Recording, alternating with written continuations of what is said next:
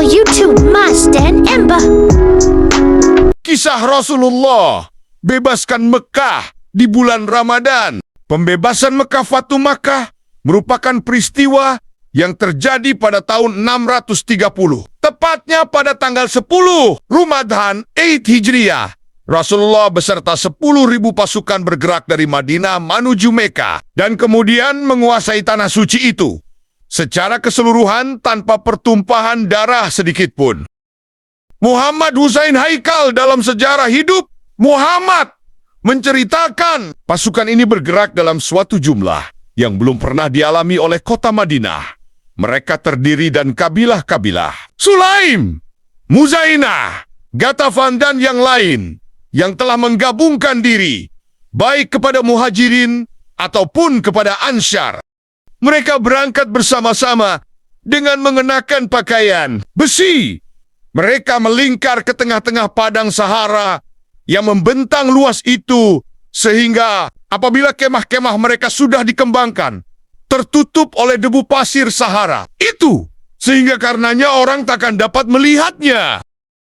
Mereka yang terdiri dari ribuan orang itu telah mengadakan gerak cepat. Setiap mereka melangkah maju, kabilah-kabilah lain ikut menggabungkan diri, yang berarti menambah jumlah dan menambah kekuatan pula. Mereka semua berangkat dengan kalbu yang penuh iman, bahwa dengan pertolongan Allah, mereka akan mendapat kemenangan. Perjalanan ini dipimpin oleh Rasulullah SAW dengan pikiran dan perhatian tertuju hanya hendak memasuki rumah suci, tanpa akan mengalirkan darah setetes sekalipun. Bila pasukan ini sudah sampai di Marzet Zahran, dan jumlah anggota pasukan sudah mencapai 10.000 orang, pihak Quraisy belum juga mendapat berita. Mereka masih dalam silang sengketa. Bagaimana caranya akan menangkis serangan dari Rasulullah? Oleh Abbas bin Abdul Muthalib, paman Nabi, ditinggalkannya mereka itu dalam perdebatan. Dan dia sendiri sekeluarga berangkat menemui Rasulullah di Juhfa. Boleh jadi sudah ada orang-orang dari Banu Hashim yang sudah menerima berita atau semacam berita tentang kebenaran Nabi. Lalu mereka bermaksud menggabungkan diri tanpa akan mendapat sesuatu gangguan. Di samping Abbas, yang juga berangkat menyongsong ialah Abu Sufyan bin Harith bin Abdul Muthalib. Sepupu Nabi, Abdullah bin Abi Umayyah bin Al-Mughirah, anak bibinya. Mereka menggabungkan diri dengan pasukan muslimin. Di Nik el-Ukabin, mereka berdua minta izin akan menemui Nabi. Tapi Nabi menolak. Keterangan ini disampaikan kepada Abu Sufyan. Dan dia berkata, "Demi Allah, bagiku hanyalah aku ingin diizinkan bertemu. Atau dengan bantuan anakku ini, kami akan pergi kemana saja. Sampai kami mati kehausan dan kelaparan." Nabi merasa kasihan kepada mereka. Kemudian mereka pun diizinkan masuk menemuinya. Dan mereka menyatakan masuk Islam. Menyaksikan pasukan muslimin serta kekuatannya yang sedemikian rupa, Abbas bin Abdul Muthalib sekarang merasa cemas dan terkejut sekali. Sekalipun ia sudah masuk Islam, namun hatinya selalu khawatir akan bencana yang akan menimpa. Maka, jika kekuatan pasukan yang belum pernah ada bandingannya di seluruh jazirah Arab itu kelak menyerbu ke dalam kota. Bukankah baru saja ia meninggalkan Makkah, meninggalkan keluarga dan handai tolen, yang belum lagi terputus pertalian mereka karena Islam yang baru dianutnya itu? Boleh jadi ia menyatakan rasa kekhawatirannya itu kepada Rasul, dan ia bertanya apa yang akan diperbuatnya. Kalau pihak Quraisy minta damai, atau boleh jadi juga sepupunya ini yang dengan senang hati membuka pembicaraan dengan Abbas dalam hal ini. Dan diharapkannya ia menjadi seorang utusan yang akan memberi kesan yang menakutkan kepada sekelompok orang di kalangan Quraisy itu, sehingga kelak dapat memasuki Makkah tanpa sesuatu pertumpahan darah. Dengan duduk di atas seekor bagal putih kepunyaan Nabi, Abbas berangkat pergi ke daerah Arak dengan harapan kalau ia akan berjumpa dengan orang pencari kayu atau tukang susu atau dengan manusia, siapa saja yang sedang pergi ke Makkah, ia akan menitipkan pesan kepada penduduk kota itu tentang kekuatan pasukan muslimin yang sebenarnya, supaya mereka kelak menemui Rasulullah dan minta damai sebelum pasukan ini memasuki kota dengan kekerasan. Sejak pihak muslimin berlabuh di Marzet Zahran, pihak Quraisy sudah mulai merasakan adanya bahaya yang sedang mendekati mereka. Maka diutusnya Abu Sufyan bin Harb, Budail bin Warqa, dan Hakim bin Hizam yang masih kerabat Khadijah mencari-cari berita sampai seberapa jauh bahaya yang mungkin mengancam mereka itu. Sementara Abbas sedang di atas bagal, Nabi yang putih itu, tiba-tiba ia mendengar ada percakapan antara Abu Sufyan bin Harb dengan Budail bin Warqa. Sebagai berikut, Abu Sufyan berkata, "Aku belum pernah melihat api unggun dan pasukan tentara seperti yang kita lihat malam ini." Budail menjawab, "Tentu, itu api unggun Khuza'ah yang sudah dirangsang perang. Abbas yang sudah mengenal suara Abu Sufyan itu." Lalu dipanggilnya dengan nama julukannya, Abu Hanzalah, Abu El-Fazal. Gilir Abu Sufyan menyahut, "Abu, kasihan engkau." Kata Abbas, "Rasulullah berada di tengah-tengah rombongan itu.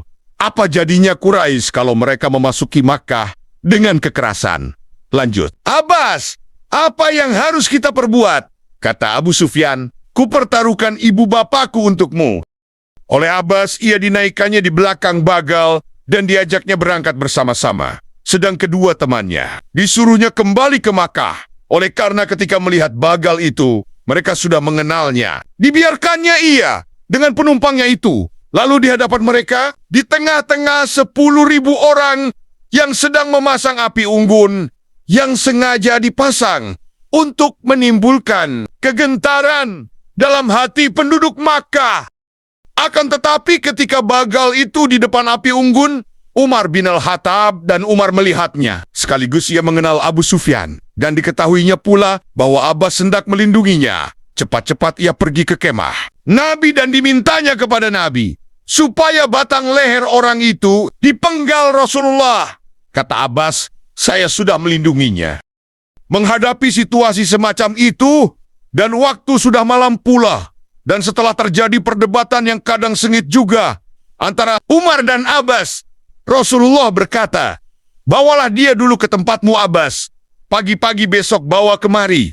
Keesokan harinya, bila mana Abu Sufyan sudah dibawa lagi menghadap Nabi dan disaksikan oleh pembesar-pembesar dari kalangan Muhajirin dan Ansyar terjadi di dialog. Berikut ini, Nabi berkata, "Kasihan kamu Abu Sufyan, bukankah sudah tiba waktunya? Sekarang engkau harus mengetahui bahwa tak ada Tuhan selain Allah." Abu Sufyan menjawab, "Demi ibu bapakku, sungguh bijaksana engkau, sungguh pemurah engkau, dan suka memelihara hubungan keluarga. Aku memang sudah menduga bahwa tak ada Tuhan selain Allah. Itu sudah mencukupi segalanya." Nabi berkata lagi, "Kasihan engkau Abu Sufyan, bukankah sudah tiba waktunya engkau harus mengetahui bahwa aku Rasulullah?" Abu Sufyan berkata, "Demi ibu bapakku, sungguh bijaksana engkau, sungguh pemurah engkau, dan suka memelihara hubungan keluarga. Tetapi mengenai hal ini, sungguh sampai sekarang masih ada sesuatu dalam hatiku." Sekarang Abbas ikut campur tangan.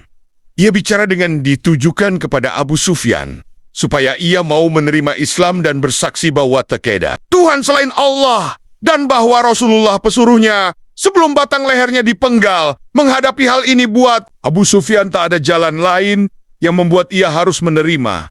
Sekarang Abbas menghadapkan pembicaraannya kepada Nabi SAW. "Rasulullah," katanya, "Abu Sufyan orang yang gila hormat. Berikanlah sesuatu kepadanya." "Ya," kata Rasulullah, "barang siapa datang ke rumah Abu Sufyan, orang itu selamat. Barang siapa menutup pintu rumahnya, orang itu selamat. Dan barang siapa masuk ke dalam masjid, orang itu juga selamat." Islamnya Abu Sufyan itu tidak akan mengurangi kewaspadaan dan kesiapsiagaan Rasulullah dalam menyiapkan diri hendak memasuki Makkah. Kalau kemenangan yang di tangan Tuhan itu memang diberikan kepada siapa saja yang dikehendakinya. Tapi Tuhan akan memberikan pertolongan hanya kepada orang yang sudah mengadakan persiapan dan dalam segala hal dan setiap saat berjaga-jaga terhadap segala kemungkinan. Oleh karena itu diperintahkannya supaya Abu Sufyan ditahan dulu di Selawadi pada sebuah jalan masuk gunung ke Makkah. Sehingga bila nanti pasukan muslimin lewat, ia akan melihatnya sendiri dan dapat pula dengan jelas ia melaporkan kepada golongannya supaya jangan timbul perlawanan yang bagaimanapun bentuknya apabila ia dapat sepat-sepat kembali kepada mereka kelak. Kemudian kabilah-kabilah itu lewat di hadapan Abu Sufyan. Yang sangat mempesonakan hatinya ialah batalion serba hijau yang mengelilingi Rasulullah yang terdiri dari kaum Muhajirin dan Ansyar dan yang tampak hanyalah pakaian besi. Setelah mengetahui keadaan itu, Abu Sufyan berkata, "Abbas, kiranya takkan ada orang yang sanggup menghadapi mereka itu. Abu El-Fazl, kerajaan kemenakanmu ini kelak akan menjadi besar."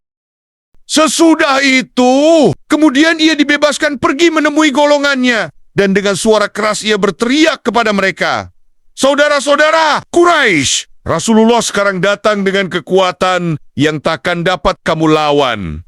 Tetapi barang siapa datang ke rumah Abu Sufyan, orang itu selamat. Barang siapa menutup pintu rumahnya orang, itu selamat. Dan barang siapa masuk ke dalam masjid, orang itu juga selamat."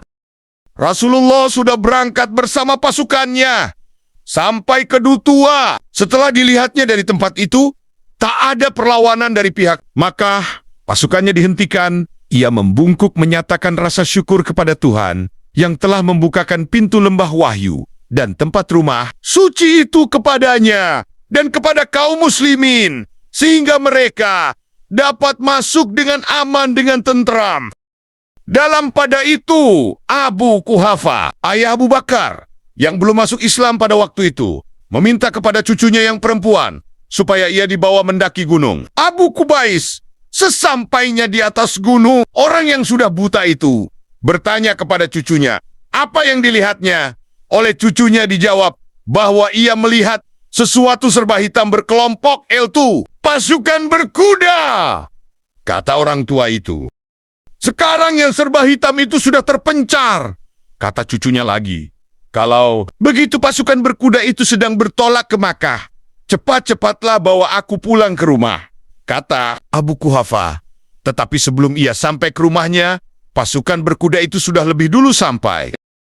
Rasulullah merasa bersyukur kepada Tuhan karena pintu Makkah kini telah terbuka. Tetapi sungguh pun demikian beliau tetap selalu waspada dan berhati-hati. Diperintahkannya pasukannya supaya dipecah menjadi 4 bagian. Diperintahkan kepada mereka semua supaya jangan melakukan pertempuran, jangan sampai meneteskan darah, kecuali jika sangat terpaksa sekali.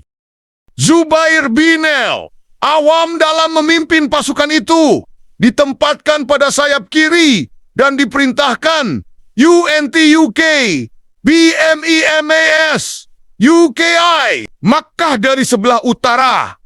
Khalid bin Walid ditempatkan pada sayap kanan dan diperintahkan supaya memasuki Makkah dari jurusan bawah. Sa'd bin Ubadah yang memimpin orang Madinah supaya memasuki Makkah dari sebelah barat. Sedang Abu Ubaidah bin Al-Jarrah oleh Rasulullah ditempatkan ke dalam barisan Muhajirin dan bersama-sama memasuki Makkah dari bagian atas di kaki Gunung Hind.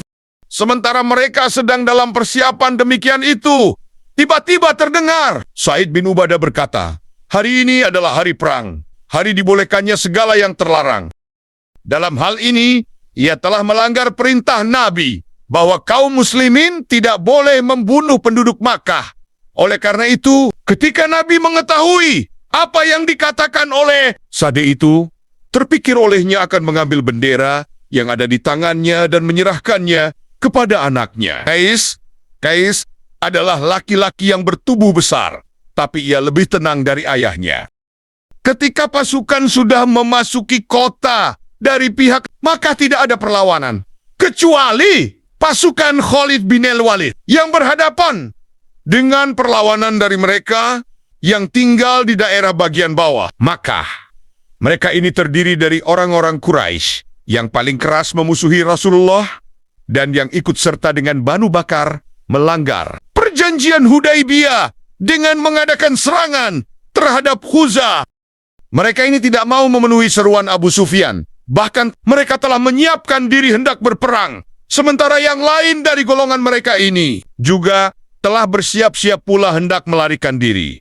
Mereka dipimpin oleh Safwan, Suhail dan Ikrimah bin Abi Jahl. Bila mana pasukan Khalid ini datang, mereka menghujaninya dengan serangan panah.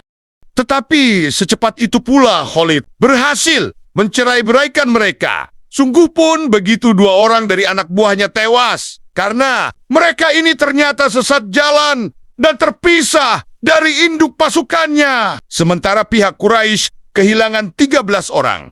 Menurut satu sumber. Atau 28 orang.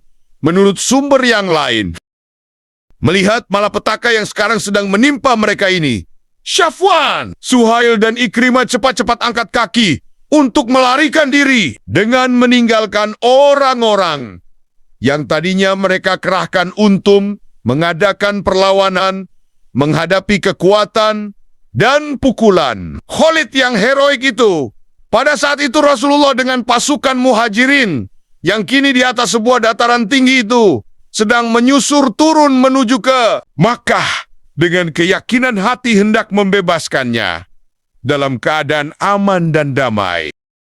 Dilihatnya kota itu dengan segala isinya. Dilihatnya pula kilatan pedang di bagian bawah kota serta pasukan Khalid yang sedang menggarengger mereka yang menyerangnya itu. Di sini ia merasa sedih sekali dan berteriak geram dengan mengingatkan kembali akan perintahnya untuk tidak mengadakan pertempuran.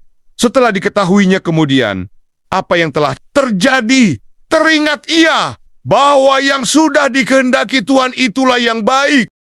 Sekarang Rasulullah berhenti di hulu kota Makkah, di hadapan Bukit Hain.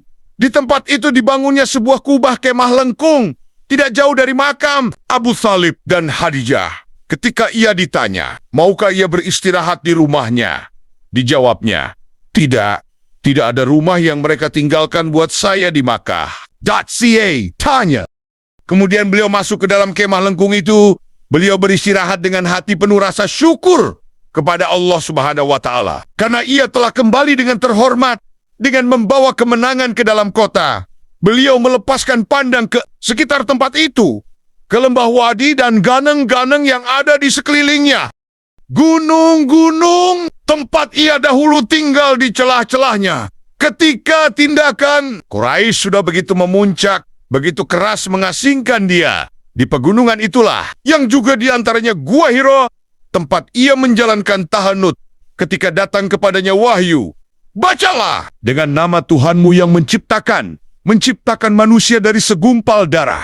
Bacalah, dan Tuhanmu Maha Pemurah, yang mengajarkan dengan pena, mengajarkan kepada manusia apa yang belum diketahuinya. Quran 96, 1-5.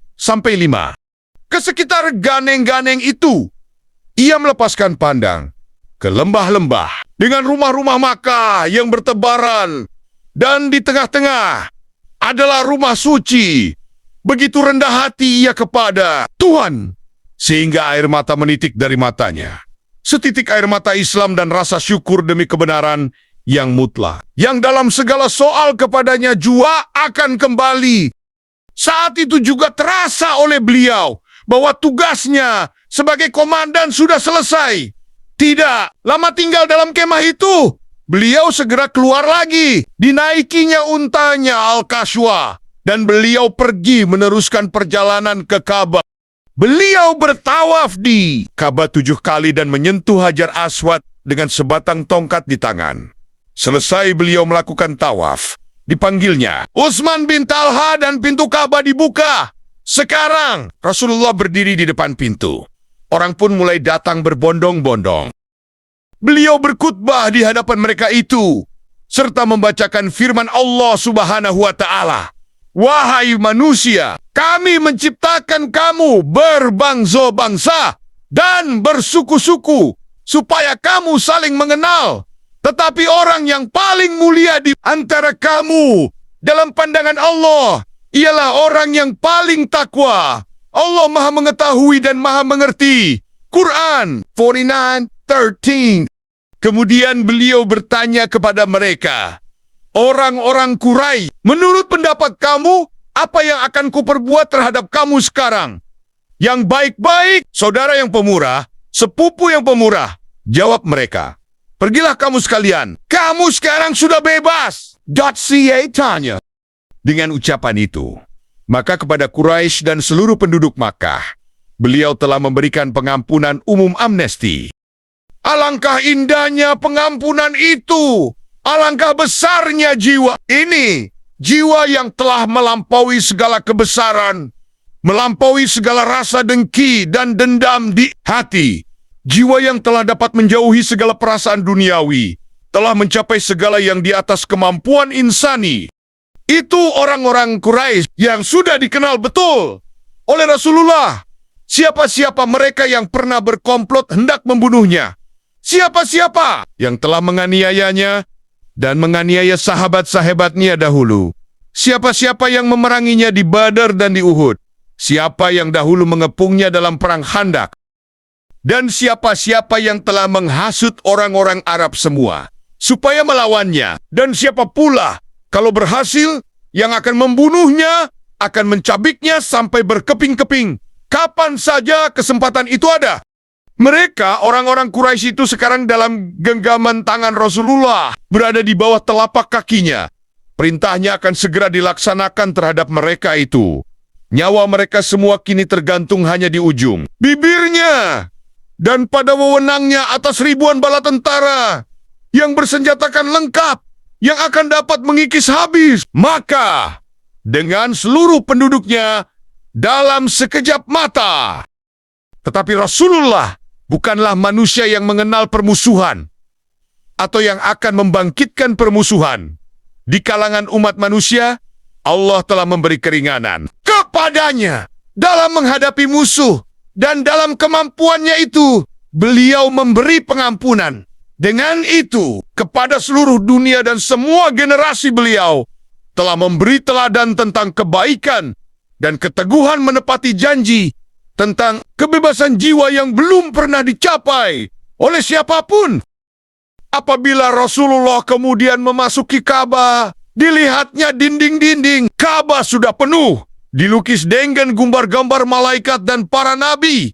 Dilihatnya Nabi Ibrahim yang dilukiskan sedang memegang aslam yang diperundikan. Dilihatnya sebuah patung burung dara dari kayu. Dihancurkannya patung itu dengan tangannya sendiri dan dicampakkannya ke tanah. Ketika melihat gambar Ibrahim agak lama, Rasulullah memandangnya, lalu katanya, mudah-mudahan Tuhan membinasakan mereka. Orang tua kita digambarkan mengundi dengan aslam. Apa hubungannya Ibrahim dengan aslam? Ibrahim bukan orang Yahudi, juga bukan orang Nasrani. Tetapi ia adalah seorang Hanif yang murni imannya, yang menyerahkan diri kepada Allah, dan bukan termasuk orang-orang yang mempersekutukan Tuhan. Sedang malaikat-malaikat yang dilukiskan sebagai wanita-wanita cantik, gambar-gambar itu oleh Rasulullah disangkal sama sekali. Sebab malaikat-malaikat itu bukan laki-laki dan bukan perempuan. Lalu diperintahkannya supaya gambar-gambar itu dihancurkan. Berhala-berhala sekeliling Ka'bah yang disembah oleh Quraisy selain Allah telah dilekatkan dengan timah di sekeliling Ka'bah. Demikian juga berhala Hubal yang berada di dalamnya. Dengan tongkat di tangan Rasulullah menunjuk kepada berhala-berhala itu. Semua seraya berkata, dan katakanlah yang benar itu sudah datang, dan yang palsu segera menghilang. Sebab kepalsuan itu pasti akan lenyap. Quran 1781. Berhala-berhala itu kemudian disungkurkan, dan dengan demikian rumah suci itu dapat dibersihkan. Pada hari pertama dibebaskannya mereka itu, Rasulullah telah dapat menyelesaikan apa yang dianjurkannya. Sejak 20 tahun itu, dan yang telah ditentang oleh Makkah dengan mati mission, dihancurkannya berhala-berhala dan dihapuskannya paganisme. Dalam rumah suci itu disaksikan oleh Quraisy sendiri. Mereka melihat berhala-berhala yang mereka sembah dan disembah oleh nenek moyang mereka itu sama sekali tidak dapat memberi kebaikan atau bahaya buat mereka sendiri. Pihak Ansyar dari Madinah telah menyaksikan semua kejadian itu. Mereka melihat Rasulullah yang berdoa di atas gunung Syafa. Terbayang oleh mereka sekarang bahwa beliau tentu akan meninggalkan Madinah dan kembali ke tempat tumpah darahnya semula yang kini telah dibukakan. Tuhan, mereka berkata satu sama lain, menurut pendapat kamu, adakah Rasulullah Shallallahu Alaihi Wasallam akan menetap di negerinya sendiri? Itulah kisah Rasulullah menaklukkan kota Mekah. Terima kasih sudah menonton. Semoga video ini bermanfaat. Subscribe, like, share, dan komen